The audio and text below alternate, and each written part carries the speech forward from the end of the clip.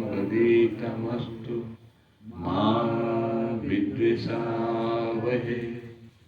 असतो मा सद्गमय तमसो मा ज्योतिर्गमय। मृत्युर्मामृतं गमय। मातृदेवो भव पितृदेवो भव आचार्यदेवो भव अतिथिदेवो भव सर्वं देवो भव। चित्तस्य शुद्धये कर्म न तु वस्तु उपलब्धये। वस्तु सिद्धिर्विचारेण न किंचित् कर्म कोटिभिः। नित्यो नित्यानां चेतनाश्चेतनानाम् एको यो विदधाति कामान् तमात्मस्थं येन पश्यन्ति धीरा तेषां शान्तिः शाश्वती।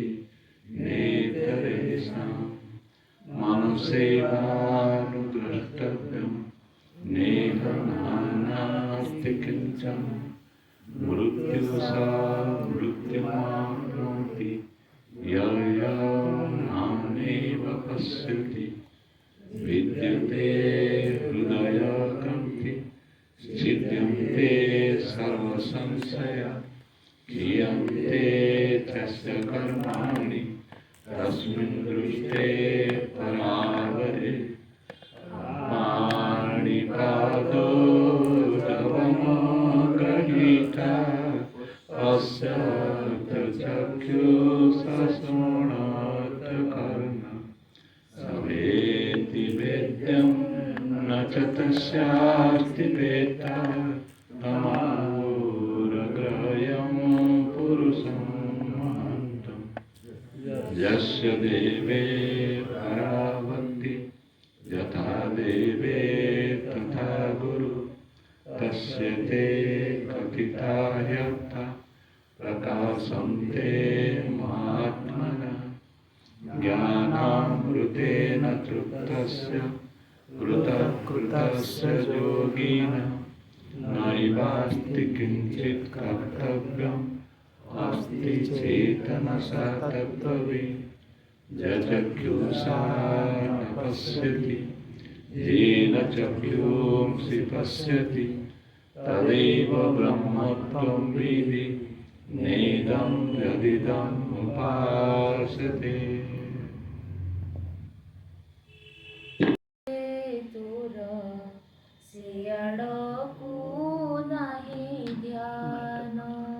तू मनसर हंसरे तुर सियाड़को नहीं। तू मनसरोवर हंसरे तुर सियाड़को नहीं ध्यान। सरोवर हंसरे तुर सियाड़को नहीं ध्यान। पंख गाड़ियारे रही पारिबु की। पंख गाड़ियारे रही पारिबु की। से नुहे तो निज स्थान रे तुर। से नुहे तो निज स्थान रे तुर सियाड़को नहीं ध्यान। तू मनसरोवर हंसरे तुर सियाड़को नहीं ध्यान। चारियाडु बंधा होइछि संसार। चारियाडु बंधा होइछि संसार। गोटीको ଖୋଲିଲେ ଆରଟି ହାଜର ଗୋଟିକୁ ଖୋଲିଲେ ଆରଟି ହାଜର କିଏ ଏଠି ଦେବ ମୁକତି ସୁଆଦ କିଏ ଏଠି ଦେବ ମୁକତି ସୁଆଦ ଯୁଆଡ଼େ ଯିବୁ ତୁ ଘଟିବ ପ୍ରମାଦ ଯୁଆଡ଼େ ଯିବୁ ତୁ ଘଟିବ ପ୍ରମାଦ ତୃପ୍ତିର ପ୍ରସାଦ ପାଇବୁ କହୁଁ ତୁ ତୃପ୍ତିର ପ୍ରସାଦ ପାଇବୁ କାହୁଁ ତୁ ଏଠି ତ ଜ୍ୱାଳା ବିଷମରେ ତୋର ଏଠି ତ ଜ୍ୱାଳା ବିଷମରେ ତୋର ସିଆଡ଼କୁ ନାହିଁ ଧ୍ୟାନ ତୁ ମାନସରୋବର ହଂସରେ ତୋର ସିଆଡ଼କୁ ନାହିଁ ଧ୍ୟାନ କ୍ଷୀର ନୀରକୁ ତୁ ପରଖି ଜାଣିଛୁ କ୍ଷୀର ନୀରକୁ ତୁ ପରଖି ଜାଣିଛୁ ଶିବ ଶବ ଭେଦ ବାରି ପାରୁଛୁ ତୁ ଶିବ ଶବ ଭେଦ ବାରି ପାରୁଛୁ ତୁ ଜ୍ଞାନ ଜ୍ଞାନର ମିଠା ତୁ ଚାଖିଛୁ ଜ୍ଞାନ ଜ୍ଞାନର ମିଠା ତୁ ଚାଖିଛୁ ନିତ୍ୟ ଅନିତ୍ୟର ଗୁମର ଭେଦିଛୁ ନିତ୍ୟ ନିତ୍ୟର ଭେଦିଛୁ ଖୋଲା ଆକାଶରେ ଉଡ଼ିବା ଛାଡ଼ି ତୁ ଖୋଲା ଆକାଶରେ ଉଡ଼ିବା ଛାଡ଼ି ତୁ ବସନା ହୋଇ ମୌନରେ ତୋର ବସନା ହୋଇ ମୌନରେ ତୋର ସିଆଡ଼କୁ ନାହିଁ ଧ୍ୟାନ ତୁ ମାନସରୋବର ହଂସରେ ତୋର ସିଆଡ଼କୁ ନାହିଁ ଧ୍ୟାନ ସତ୍ୟ ଜ୍ୟୋତିରେ ତୋ ଶ୍ୱେତ କଳେବର ସତ୍ୟ ଜ୍ୟୋତିରେ ତୋ ଶ୍ୱେତ କଳେବର ଯେତିକି ପବିତ୍ର ସେତିକି ସୁନ୍ଦର ଯେତିକି ପବିତ୍ର ସେତିକି ସୁନ୍ଦର ଜ୍ଞାନ ଡେଣା ଝାଡ଼ି ତୁଳି ବୁଢ଼ୀ ଜ୍ଞାନ ଡେଣା ଝାଡ଼ି ତୁଳି ବୁଢ଼ୀ ଅଜ୍ଞାନ ପଙ୍କରେ କିଆଁ ଯାଉ ବୁଢ଼ୀ ଅଜ୍ଞାନ ପଙ୍କରେ କିଆଁ ଯାଉ ବୁଢ଼ୀ ସ୍ୱଚ୍ଛନ୍ଦେ ଅନନ୍ତ ବିହାର କରି ତୁ ସ୍ୱଚ୍ଛନ୍ଦେ ଅନନ୍ତ ବିହାର କରି ତୁ ସହଜେ ନେବୁ ବିଶ୍ରାମରେ ତୋର ସହଜେ ନେବୁ ବିଶ୍ରାମରେ ତୋର ସିଆଡ଼କୁ ନାହିଁ ଧ୍ୟାନ ତୁ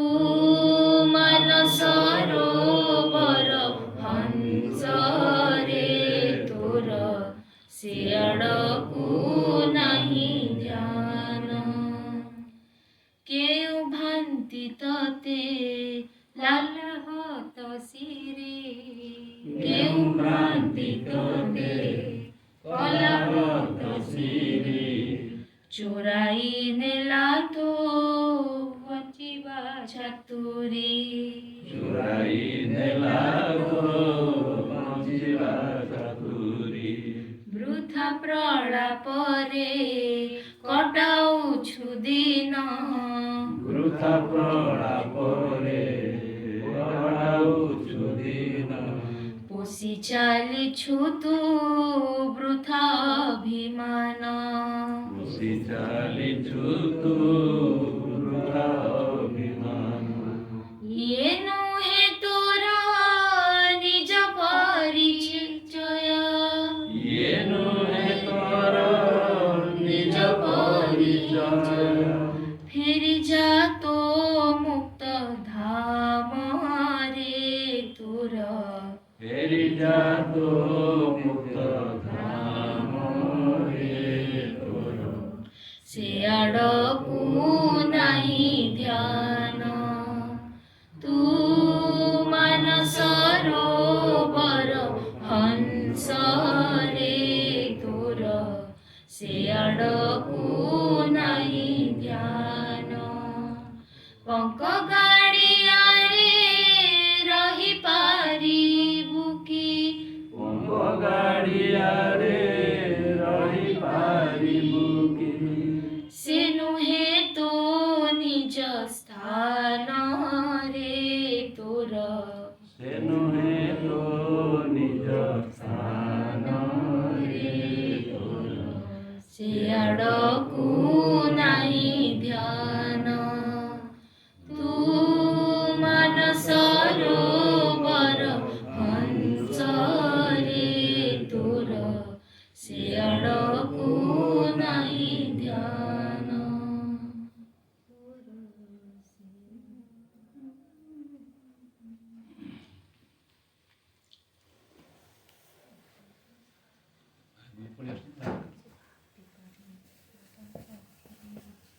ମାଣ୍ଡରେ ଧର୍ମକୁ ନେଇ ଆଲୋଚନା ହୁଏ। ପ୍ରତ୍ୟେକ ମନୁଷ୍ୟ ତା ଧର୍ମକୁ ଛାଡ଼ିବା ପାଇଁ ରାଜି ହୁଏନି। ସେ ଧର୍ମ କାର୍ଯ୍ୟ କରିବା ପାଇଁ ନିଜକୁ ଭାବେ ମୁଁ ହେଉଛି ଉପଯୁକ୍ତ, କିନ୍ତୁ ଧର୍ମ କ'ଣ ପଚାରିଲେ ତାକୁ ଆସେନି, ତାକୁ ଜଣା ନାହିଁ ଧର୍ମ କାହାକୁ କୁହାଯାଏ।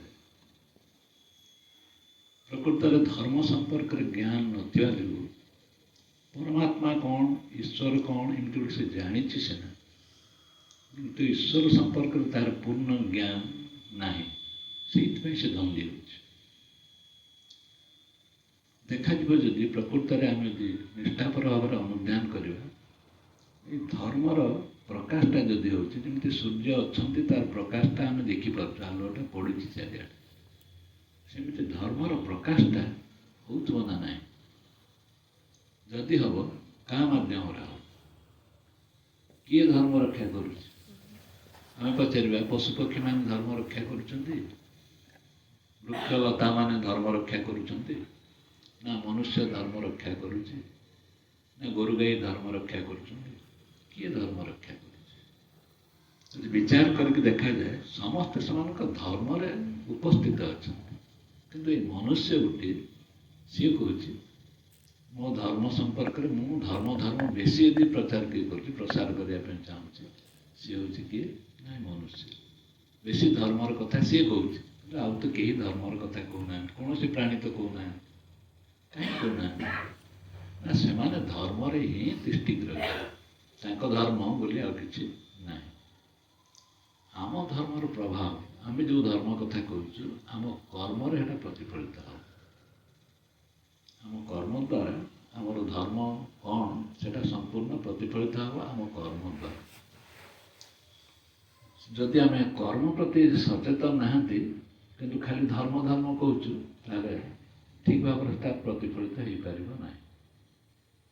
ବିଚାର କରାଯାଉ, ଆମେ ଯେଉଁ କର୍ମ କରୁଛୁ ସେ କର୍ମ ମାଧ୍ୟମରେ ଯଦି ଧର୍ମ ଟିକେ ଆଖି ଆଗରେ ରଖିକି, ସେ ବିବେଚନା ରଖିକି, ସେ ମାନସିକତା ରଖିକି ଯଦି ଜଣେ ସେ କର୍ମ କରୁଥାଏ, ତାହେଲେ ତାକୁ ଧାର୍ମିକ କହିବାରେ କିଛି ଭୁଲ ନାହିଁ। ତା କର୍ମ ସେ କଲାବେଳେ ଯଦି ତତ୍ତ୍ୱଟାକୁ ବୋଧଟା ତା ଭିତରେ ଅଛି, ତାହେଲେ ତାକୁ କିଛି ଅସୁବିଧା ନାହିଁ, ସେ ଠିକ୍ ବାଟରେ ଚାଲିଛି ବୋଲି ଧର୍ମ ଦେବା ପାଇଁ ପଡ଼ିବ। ଉଦାହରଣ ନିଅ, ଥରେ ବୁଦ୍ଧଙ୍କ ମୁହଁକୁ ଗୋଟିଏ ଲୋକଟେ ଆସିଲା, ମେଞ୍ଚେ ଛେପ ନେଇକି ତା ମୁହଁକୁ ଛେପ ପକାଇଦେଲା ବୁଦ୍ଧଙ୍କ ମୁହଁ ଉପରେ। ବୁଦ୍ଧ ତାଙ୍କର ଯେଉଁ ଚଦରଟା ଥିଲା ସେଇଥିରେ ସେ ତାଙ୍କୁ ପୋଛିଦେଲେ। ପୋଛି ଦେଇକି ହସ ହସ ମୁହଁରେ ଯେମିତି ଥାନ୍ତି। ଏଇ ସମୟରେ ତାଙ୍କର ଶିଷ୍ୟ ଆନନ୍ଦ ପାଖରେ ବସିଥିଲା। କହିଲା ସବୁର ଗୋଟେ ସୀମା ଅଛି, ସହିବାର ବି ଗୋଟେ ସୀମା ଅଛି। ଆପଣ କେଉଁ ଦିବ୍ୟ ସତ୍ତାରେ କେଉଁ ଦିବ୍ୟ ପୁରୁଷ ଠିକ୍ ଅଛି, କିନ୍ତୁ ତା ବୋଲି ଜଣେ ଆସିକି ମୁହଁ ଉପରକୁ ଛେପ ପକାଇବ, ଆପଣ ତାକୁ ପୋଛିଦେବେ, କିଛି ପଦେ କହିବେନି, ତା ଦ୍ୱାରା କ'ଣ ହେବ? ସବୁ ମନୁଷ୍ୟମାନଙ୍କ ଭିତରେ କାହାକୁ କି ମାନିବାର ପ୍ରଶ୍ନ ରହିବ ନାହିଁ। ସମସ୍ତଙ୍କ ଭିତରେ ଏଇ ପ୍ରକାର ପ୍ରତିକ୍ରିୟା ସବୁ ହେବ। ସେମାନେ ଯାହା ଇଚ୍ଛା ତା ବ୍ୟବହାର କରିପାରିବେ, କେହି କାହାକୁ ମାନିବ ନାହିଁ। ଏଇଟା କ'ଣ ଠିକ୍? ବୁଦ୍ଧ କହିଲେ, ଆନନ୍ଦ କ'ଣ ପାଇଁ ବ୍ୟସ୍ତ ହେଉଛ? କାରଣ କ'ଣ? ମୁଁ ତ ସେଇ ଲୋକଟିକୁ ଧନ୍ୟବାଦ ଦେବି, ଯିଏ ଛେପ ପକେଇଛି ମୁଁ ତାକୁ ଧନ୍ୟବାଦ ଦେବି ଏଇଥିପାଇଁ ଯେ ସେ ମୋର କେତେ ବଡ଼ ଉପକାର କଲା। ଇଏ ପଚାରିଲା କେମିତି ଉପକାର ସେ କେମିତି କଲା? କହିଲେ ଏ କର୍ମର ବନ୍ଧନଟା ଇଏ କେଉଁଠୁ ରହିଆସିଛି ତା କିଏ ଜାଣିଛି? ଏମିତି କୌଣସି ଜନ୍ମରେ ମୁଁ ତାକୁ ଏଭଳି ଭାବରେ ଅପମାନଜନକ କିଛି ଗୋଟେ ବ୍ୟବସ୍ଥା କରିଛି, ମୁଁ ବି ତା ପାଇଁ ଯାହା ଦେଇଛି ତା ମନକୁ ବାଧିଥିବ ନିଶ୍ଚୟ। ସେ ଏଇ ଜନ୍ମରେ ଆସିସାରିଲା ପରେ ସେ କ'ଣ କରୁଛି ନା ତାର ପ୍ରତିଦାନ ସ୍ୱରୂପ ସେ ମୋ ଉପରକୁ ଛେପ ପକାଉଛି। ଇଏ ହେଉଛି ମୋର ଯେଉଁ କର୍ମ କରିଥିଲି ମୁଁ, ସେ ବନ୍ଧନଟା କଟୁଛି। ତେଣୁ ଏତେ ବ୍ୟସ୍ତ ହେବାର କୌଣସି କାରଣ ନାହିଁ। ଦେଖ, ନହେଲେ ମୁଁ ସେଇ ଗାଁକୁ କାହିଁକି ଆସିଥାନ୍ତି? ସେ ମୋ ଉପରେ ଛେପ ପକାଇବ ଏବଂ ମୁଁ ତା ଗାଁକୁ ଆସିଥାନ୍ତି? ମୁଁ ଆସିବା ପାଇଁ ବାଧ୍ୟ, କାହିଁକିନା ମୋର କର୍ମର ଯେଉଁ ପରିଣତି ସେ କେଉଁଠୁ ଲାଗିକି ରହିଛି। କର୍ମ ସବୁ ତା ସହିତ ଜଡ଼ିତ ହେଇଯାଇଛି। ଯେକୌଣସି କର୍ମ ମୁଁ କରୁଛି ସେ କର୍ମ ସହିତ ମୋର ପୂର୍ବର ସମ୍ପର୍କ ସବୁ ଲାଖିକି ଅଛି। ମୁଁ ଯଦି ସତ୍ସଙ୍ଗ ଆସିଛି, ମୋର କୌଣସି ନା କୌଣସି ସେଇଭଳିଆ ଭାବାତ୍ମକ ସମ୍ପର୍କ ଗୋଟେ କେଉଁଠି ନା କେଉଁଠି ରହିଛି, ଯାହାଫଳରେ ମୋତେ ଏଠି ଆସିବା ପାଇଁ ପଡ଼ୁଛି। ଆମେ ଭାବୁଛୁ ଆମେ ଆସିଛୁ ସତ୍ସଙ୍ଗ, ନା, ଇଏ ଆମର କୌଣସି ଜନ୍ମର ପ୍ରଭାବ ଆମ ଉପରେ କିଛି ନା କିଛି ଅଛି। ସେ ପ୍ରଭାବ ଯୋଗୁଁ ଆମେ ଏଠି ଆସି ପହଞ୍ଚୁ। ବୁଦ୍ଧ କହିଲେ ଦେଖ, କୌଣସି ବସ୍ତୁ ହଉ, କୌଣସି ମନୁଷ୍ୟ ହଉ, ପ୍ରାଣୀ ହଉ ବା କୌଣସି ସମ୍ବନ୍ଧ ହଉ, ସମସ୍ତଙ୍କ ସାଙ୍ଗରେ ଆମର କିଛି ନା କିଛି କନେକ୍ସନ୍ ସମ୍ପର୍କ ଅଛି। କୌଣସି ବସ୍ତୁ ହଉ, ମୋର ଖଟ, ମୋର ପଲଙ୍କ, ମୋର ଫ୍ରିଜ୍, ମୋର ସ୍କୁଟର, ମୋର ଗାଡ଼ି, ମୋର ବସ୍ତ୍ର, କୌଣସି ବସ୍ତୁ ସାଙ୍ଗରେ ହେଇପାରେ। କୌଣସି ବ୍ୟକ୍ତି ସାଙ୍ଗରେ ହେଇପାରେ। ସେ ମୋର ସାଙ୍ଗ, ସେ ମୋର ଅତିଥି, ଯେଉଁ ଶବ୍ଦରେ ଆମେ କହୁନା କାହିଁକି, ସେ ମୋର ବନ୍ଧୁବାନ୍ଧବ, ସେ ମୋର ଆତ୍ମୀୟ ସ୍ୱଜନ, ଯେଉଁ ବାଟରେ କହୁନା କାହିଁକି, ଆମ ତା ସହିତ ଆମ ସମ୍ବନ୍ଧଟା ଜଡ଼ିତ ହେଇକି ଅଛି। ଏଇ ସମ୍ବନ୍ଧ ଯଦି ଜଡ଼ିତ ହେଲା, ସେ ଏବେ ନୁହେଁ, ଅନେକ ଜନ୍ମର ଇଏ ହେଉଛି ପରିଣତି। କିନ୍ତୁ ଯେତେବେଳେ ଏଇ ସମ୍ପର୍କଟା ଆମର ରହିଯାଉଛି, ସେଇଠି ଆମେ କ'ଣ କରିଦେଉଛୁ ନା ମୁଁ ମୋର କରିଦେଉଛୁ। ଆମକୁ ମନେ ରଖିବା ପାଇଁ ପଡ଼ିବ। ବୁଦ୍ଧ କହୁଛନ୍ତି, ହେ ଆନନ୍ଦ, ମନେ ରଖ, ତମ ଘୃଣାରୁ, ତମର ସ୍ନେହରୁ, ତମର କାହା ପ୍ରତି ମମତାରୁ, ଯାହା ଯେମିତି ହେଉନା କାହିଁକି, ତମ ତାରେ ତମେ ସମ୍ବନ୍ଧିତ, ସିଏ ତମକୁ କର୍ମର ଶୃଙ୍ଖଳାଟା ତିଆରି କରିଦେଉଛି। ମନେ ରଖିବା ପାଇଁ ପଡ଼ିବ, ସାବଧାନ ହେଇକି। ଆମେ ଯାହା କରୁଛୁ ତା ସହିତ ଆମର କର୍ମର ଶୃଙ୍ଖଳାଟା ଲାଗିକି ରହୁଛି। ଶୃଙ୍ଖଳା ମାନେ ହେଉଛି କଡ଼ି। ଗୋଟିଏ କଡ଼ିରୁ ଆଉ ଗୋଟେ କଡ଼ି ଯେମିତି ଲାଗିକି ଥାଏ, ସେମିତି ଆମେ କେଉଁ ଜନ୍ମରେ କି କର୍ମ ସବୁ କରିଛୁ, ଏ ଶୃଙ୍ଖଳାଟା କଡ଼ିଟା ତା ଦେହରେ ଲାଗି ଯାଉଛି। ଏ କର୍ମ ଶୃଙ୍ଖଳାର କଡ଼ିଟା ବ୍ୟକ୍ତି ସାଙ୍ଗର ସମ୍ପର୍କରେ ହେଇପାରେ, ବସ୍ତୁ ସାଙ୍ଗର ସମ୍ପର୍କରୁ ହେଇପାରେ, କି ସମ୍ବନ୍ଧ ସାଙ୍ଗର ହେଇପାରେ, ବା ଘୃଣାରୁ ହେଇପାରେ, କି ମମତାରୁ ହେଇପାରେ। କୌଣସି ନା କାରଣରୁ ଏ କର୍ମ ଗୋଟେ ଶୃଙ୍ଖଳା ହେଇକି ଚାଲୁଛି। ବୁଝି ହେଉଛି ନା ନାହିଁ? ଆମେ ଯାହା କିଛି କରୁଛୁ ଇଏ ଗୋଟେ ଶୃଙ୍ଖଳା ହେଇକି ଚାଲିଛି। ଡିସିପ୍ଲିନ୍ ତା ପଛରେ ଗୋଟେ ଅଛି। ଯେମିତି ଚେନ୍ରେ ଲାଗିଥାଏ, ଚେନ୍ ପରେ ଚେନ୍ ଲାଗିଥାଏ, ସେମିତି ଆମେ ଯେଉଁ କର୍ମ କରୁଛୁ ଏ କର୍ମର ଗୋଟେ ଶୃଙ୍ଖଳା ଏମିତି ଲାଗି ଅଛି। ଭୋଗିବା ପାଇଁ ପଡ଼ିବ, ସଚେତନ ହେବା ପାଇଁ ପଡ଼ିବ। ଯେ ଧାର୍ମିକ ଲୋକ ବୋଲି ନିଜକୁ କହୁଛି, ଏ କର୍ମ ଶୃଙ୍ଖଳା ତା ପଛଆଡ଼େ ଗୋଟେ ରହିଛି। ଧର୍ମ ତମେ ଯେତେ କହୁଥା, କିନ୍ତୁ କର୍ମର ଶୃଙ୍ଖଳା ଏବେ ତା ଦେହରେ ଲାଗି ରହିଛି। ଆମ ପରିଣତିରେ ଆମେ ଦେଖୁଛୁ କର୍ମର ଶୃଙ୍ଖଳା କେମିତି ରହିଛି। ବୁଦ୍ଧ କହିଲେ ତୁମେ ସୁଖ ଆସୁ ବା ଦୁଃଖ ଆସୁ, ଭଲ ହେବା ମନ୍ଦ ହଉ, ବିଚଳିତ ହେବାର କ'ଣ ଅଛି? ମୋର କର୍ମର ଯେଉଁ ଶୃଙ୍ଖଳାଟା ଆଗରୁ ରହିଆସିଛି, ସେ କର୍ମର ଶୃଙ୍ଖଳା ଅନୁସାରେ ସବୁ କାମ ଚାଲିଛି। ଏଥିରେ ତୁମେ ବ୍ୟସ୍ତ ହେବାର କ'ଣ ଅଛି? ବରଂ ତୁମେ ନିର୍ଜର ହେଇଯାଅ। ତା ଦେହରେ ଆଉ ରସ ଯେମିତି ନ ରହେ, ମମତା ଯେମିତି ନ ରହେ, ଯେକୌଣସି କର୍ମ କର ତା ଦେହରେ ମୋର ମମତା ଯେମିତି ନ ରହେ, ସେ ନିର୍ଜରା ହେଇଯାଉ।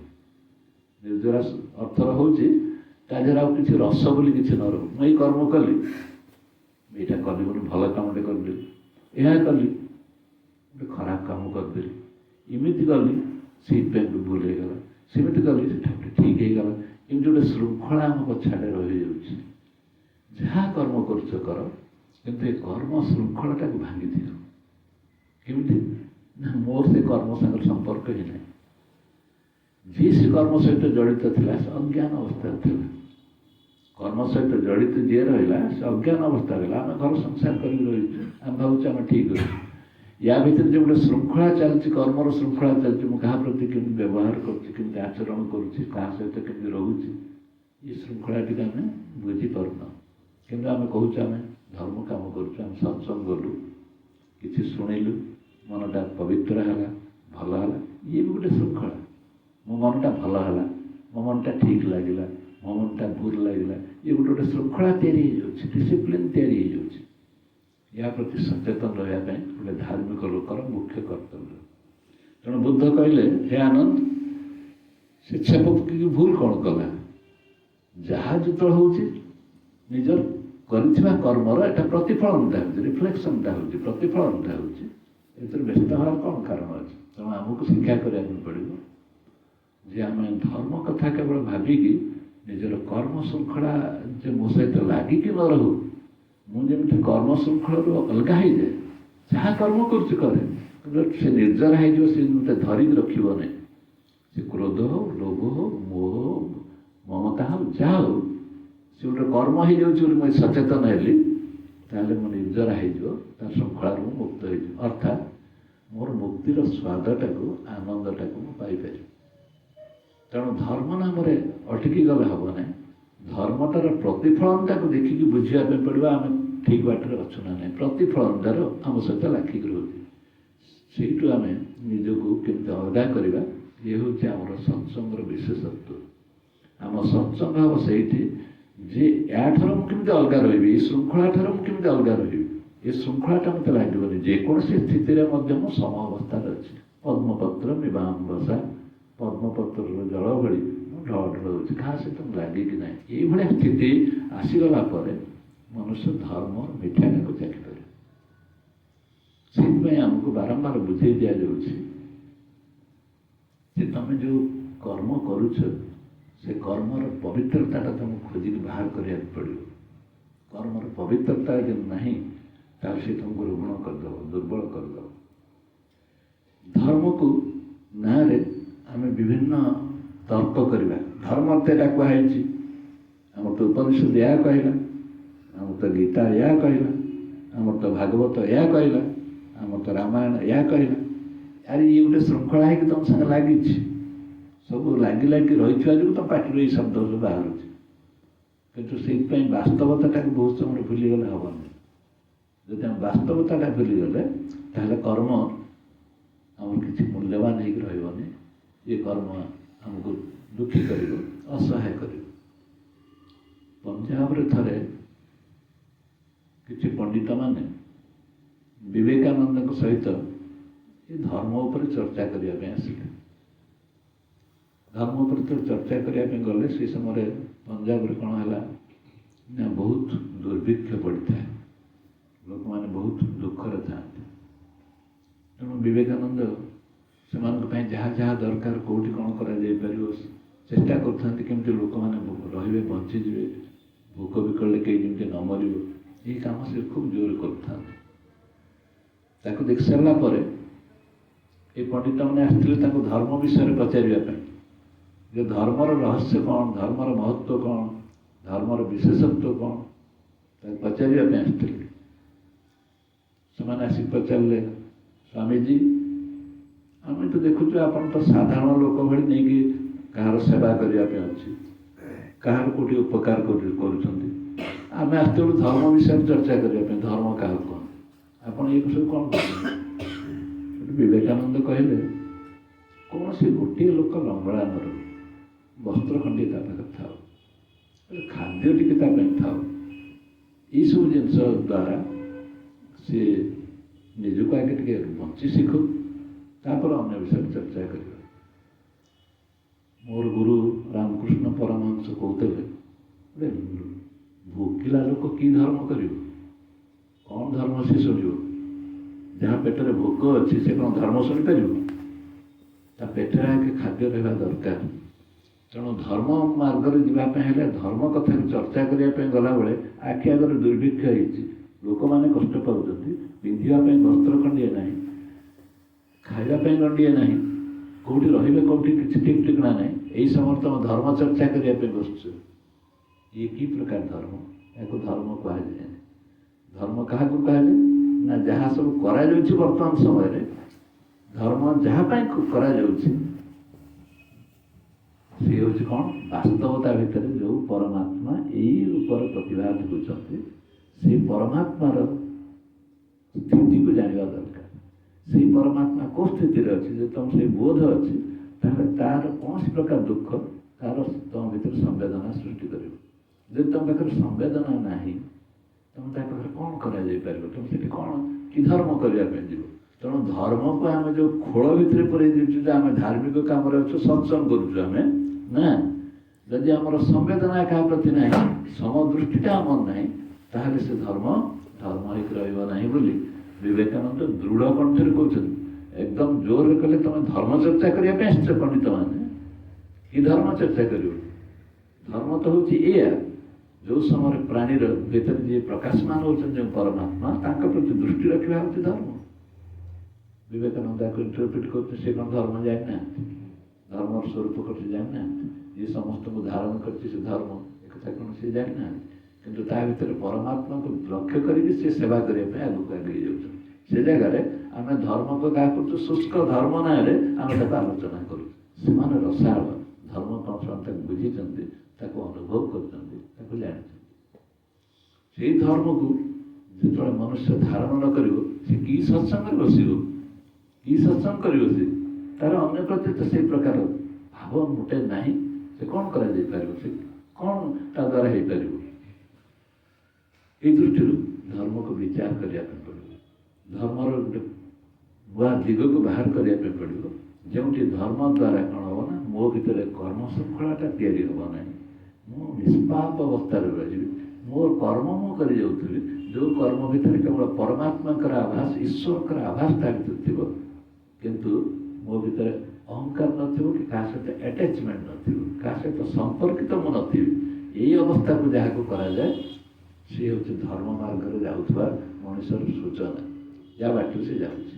ଧର୍ମ କେବଳ ଶବ୍ଦକୁ ଶୁଣି ଦେଇକି ରହିଗଲେ ହେବ ନାହିଁ, କି ପୁସ୍ତକ ପଢ଼ିଦେଲେ ଧର୍ମଟାକୁ ପାଳନ ହେଇପାରିବ। ପୁସ୍ତକର ମହତ୍ତ୍ୱକୁ ବୁଝିବା ପାଇଁ ପଡ଼ିବ, ତାର ଅର୍ଥକୁ ବୁଝିବା ପାଇଁ ପଡ଼ିବ। ଠିକ୍ ସେମିତି ଗୋଟେ ଘଟଣା ଘଟିଲା ଜାପାନରେ। କୌଣସି ଗୋଟେ ସମୟରେ ଜାପାନରେ ବୁଦ୍ଧ ପ୍ରଥମେ ଜାପାନ ଯାଇକି ତାଙ୍କ ଧର୍ମଟାକୁ ପ୍ରଚାର କରିଥିଲେ। ଜାପାନରେ ବୁଦ୍ଧିଷ୍ଟ ମାନେ ବେଶୀ ବୌଦ୍ଧ ଧର୍ମକୁ ଅବଲମ୍ବନ କରିଥିଲେ। ବୁଦ୍ଧ ଏତେ ଗୁଡ଼ା ବହି ଲେଖିଲେ, ଲେଖି ସାରିଲା ପରେ ଛପା ହେବ କେମିତି, ତା ପାଇଁ ପଇସା ପତ୍ର ନାହିଁ, ବଡ଼ ଲୋକ କେହି ଆଗକୁ ବାହାରିଲେ ନାହିଁ ବୁଦ୍ଧଙ୍କର ଛପେଇ ଦେବା ପାଇଁ ବହିଟାକୁ। କେମିତି ବୁଦ୍ଧ ଧର୍ମଟା ପ୍ରକାଶ ପାଇବ, କେହି ତାକୁ କଲେ ନାହିଁ। ସେଇଠୁ ଶେଷରେ ଜଣେ ଭିକ୍ଷୁ ଥିଲା, ସେ କହିଲା ବୁଦ୍ଧଙ୍କର ଏ ବହି ଗୁଡ଼ାକ ଛାପିଦେଲେ ହୁଅନ୍ତା, ତାଙ୍କ ବାଣୀ ଗୁଡ଼ାକ ଛାପିଦେଲେ ଲୋକମାନଙ୍କର କଲ୍ୟାଣ ହୁଅନ୍ତା। ଏହା ଭାବିକି ସେ କ'ଣ କଲା ନା, ପ୍ରତ୍ୟେକ ଲୋକକୁ ଟଙ୍କେ ମାଗିଲା, ଟଙ୍କାଟିଏ ଦିଅ ମାଗିଲା। 10,000 ହେଇଗଲା। ଯେମିତି 10,000 ହେଇଗଲା, ସେ କହିଲା ବହିଟା ଏବେ ଛପା ଯାଇପାରିବ। ହଠାତ୍ ଦୁର୍ଭିକ୍ଷ ପଡ଼ିଲା ଜାପାନରେ। ଏତେ ଯେଉଁ ଦୁର୍ଭିକ୍ଷ ଯେ ଲୋକ ଖାଇବା ପାଇଁ ହନ୍ତସନ୍ତ ହେଇଗଲେ। ଏଇ ସମୟ ସେ କ'ଣ କଲା ନା, ସେ 10,000 ଟଙ୍କା ଦୁର୍ଭିକ୍ଷ ଯେଉଁମାନେ ସବୁ ପଡ଼ିଥିଲେ, ଖାଇବା ପାଇଁ ନଥିଲା, ତାକୁ ସବୁ ଦେଇଦେଲା। तापर से जो दुर्भिक्ष सरीगला से पुणी टंके टंके टंके टंके टंके टंके टंके टंके समस्त आदाय टंके टंके आदाय कर सारापर ये दुर्भिक्षर लोक मैंने बचीगले दुर्भिक्ष रक्षा पाईगले पुणी से टंके टंके आदाय कर 10,000 टका पाखे पहुँचला बेलू और भूमिकंप आरंभ हो जमी भूमिकंप आरंभ होगा ये जो 10,000 टका संग्रह करता बुद्धों बही छापिब बोली से कौन कला से 10,000 टका खर्च करदेला जो मैंने भूमिकंप पीड़ित अच्छा खर्च करदेला सौभाग्य को आ भूमिकंप भूमिकंप है नहीं ये जो टंके टंके आदाय कर बही छापिब बोली योजना करथिला से अनुसार से टंके टंके पुणी आदाय कला पुणी 10,000 होगा जमी 10,000 होगा सी जहाँ ता मन आसगला एवं बहीटा को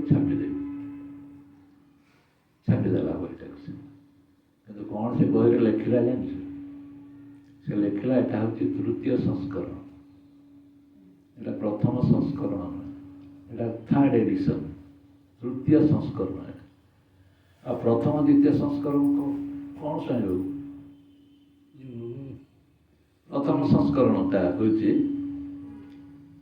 जो दुर्भिक्ष पड़ता एवं लोकस्थल कष्ट पाते यही समय से कौन कला ना से पैसाटा को दुर्भिक्ष पीड़ित लोक मान खर्च करता द्वितीय संस्करण किए भूमिकंप है बेले जो लोक मैंने कष्ट पाते जंत्रणा पाते से लोक मान से कौन कला ना खर्च करदेला कौटा ये जो अर्थटा तृतीय संस्करण से क्या कहे ना एवं जो बही आकार जोटा प्रकाश पाइला यहाँ तृतीय संस्करण एवं तार कमेंट्स कौन था जान कमेंट्स थिला ये प्रथम ये तृतीय संस्करणटा जोटा छपा है यहाँ प्रथम द्वितीय अपेक्षा निम्न मान किए निम्न मान ये जो बुद्धंकर बाणी गुड़ाक छपा है यहाँ हूँ निम्न मान तार प्रथम आ द्वितीय किए थे प्रथम द्वितीय जो समय मनुष्य दुखरे अच्छी जंत्रण अच्छी प्राणी दुखरे अच्छी से समय तुम धर्म चर्चा करने ज्ञान चर्चा करने जीव पुस्तक पढ़ाई जीव ये तुम धर्म विकसित रूप नुहे कस्मिन काल विकसित रूप नुहे एक बाहाना केवल किंतु विकसित रूप हूँ केतवे तुम प्राण भितर अन्य प्रति से प्रकार ममत्व बोध जदि अच्छी हम जो मान प्राण भीतर संवेदना आसी जाऊँगी ममत्व आसो से धर्म मार्ग में जाऊँच ना धर्म केवल गोटे व्याख्या बहिर जिनस रही बुझे ना मुझे देखुची या पछाड़ा मूल आरंभ करी ये सब कर्मर श्रृंखला होम कह कर्म श्रृंखला छिड़ापी सुविधा हम कर्म श्रृंखला हाथ उठला बेलू कर्मर श्रृंखलाटा को आमको छिड़ापी पड़ो विचार रखापी पड़ो कौ स्थित आम कि भाव धर्म को जीवन में प्रयोग कर कारण धर्मर प्रभावटा विकसित हम आम मध्यम आम सशिक्त नमस्कार कर संवेदना अच्छे जोटी गरीब दुखी रखिक देखिले से अलग धर्मटा भूल जाइए धर्मटा पालन कर से आम श्रेष्ठ जानते ना तेणु सी धार्मिक लोक प्रकृत धर्म कौन सी बुझे प्रयोग कर श्रृंखला से मुक्त हो आम सब धर्म नाम बाजा बजे जाणु डिंडिम बजे जाणु कि धर्म कौन आम जापरूना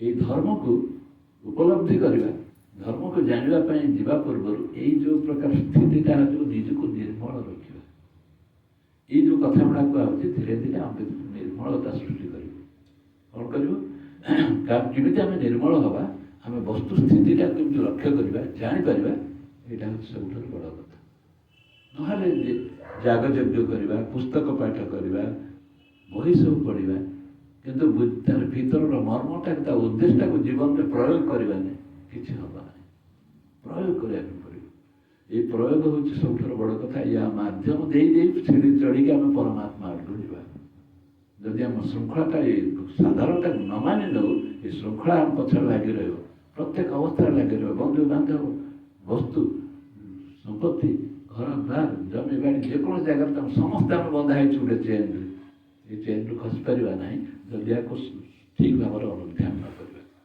किए आमर बंधुबांधव देखा पुत्र कन्या स्त्री घर द्वार देखा सब श्रृंखलार कड़ी गोटे गोटे ये कड़ी को आमको बुझापी पड़ो ये कड़ी सहित आम संबंध कौन आमर संबंध हूँ केवल परमात्मा सहित से संबंधटा को आम समस्त भितर उपलब्धि करने पड़ो ऋषि दिए यज्ञ कर 15 दिनिया यज्ञ समस्ते दी जन जाक यज्ञ कर निमग्न अच्छा शेष दिन यज्ञ आहुति देवानी पड़ो से दिन भारी जोर ऋषि खुशी जे आज मोर ज्ञान उत्पत्ति हम विकसित हो ज्ञानटा प्रकाशमान आज हो आज हूँ मोर सब बड़ दिन शुभ दिन जोटि कि ज्ञानटा आज विकसित होवार समय समस्त दी जन जाक ठीक भाव में कर्मटा करने संकल्प करके आसिक यज्ञ आहुति देले यज्ञ आहुति दौ दौ दौ देखागला जो से यज्ञ आहुति दे शेष आहुति दौरान से समय जो चरुआ नाला हविषार नाला से तलू जावा कथा यज्ञ तो काठ पर पकाई जाए तलू जाए सी जाऊनी एवं काठर सब धूआ एत जोर धूआ हो या भर से यार मुहर पशिगला कार ये जो ये दौला मुहर पशिगला पत्नी ऋषि पत्नी दी जन को मुह भितर एमती धूआ पशिगला ये दी जन जाक किसी देखिपारे आखि सब जल जल होगा ये समय धूआ भितर से छटपट हो सारापर से भाविले आम शेष पूर्णाहुतिटा कौन एमती दोष रहा